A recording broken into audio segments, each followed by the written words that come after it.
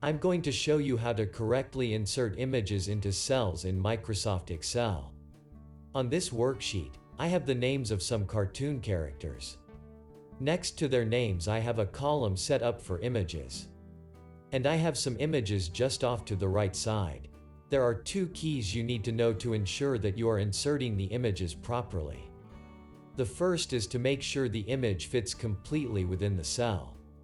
I'm now going to add the images to the corresponding cells.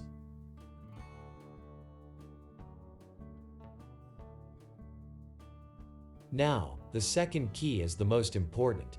I'm going to right-click on the picture of Peter Griffin. From the menu, I'm going to choose Format Picture at the bottom. When I do, the Format Picture menu appears on the right.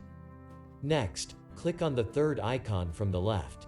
This is the Size and Properties options. Under Properties, I'll click the first option, Move and Size with Cells.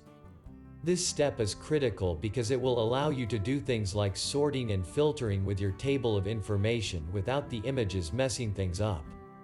Now, I'm going to do the same thing with the other images.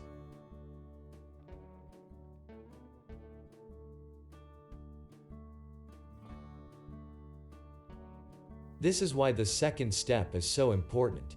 I'm going to go to the Data tab in the top ribbon. Because I locked the images with the cells they are in, I can now sort and filter the cartoon characters. I'll begin with an alphabetical sort. Look at that. The character names and their images are sorted alphabetically by their first names. Next, I'll click on the Filter option in the menu. I'll click on the arrow button in the name column heading. I'll unselect the Select All option. Now, I will select Homer Simpson and Rick Sanchez. Look at that. Not only did the other names get filtered out, but also their pictures.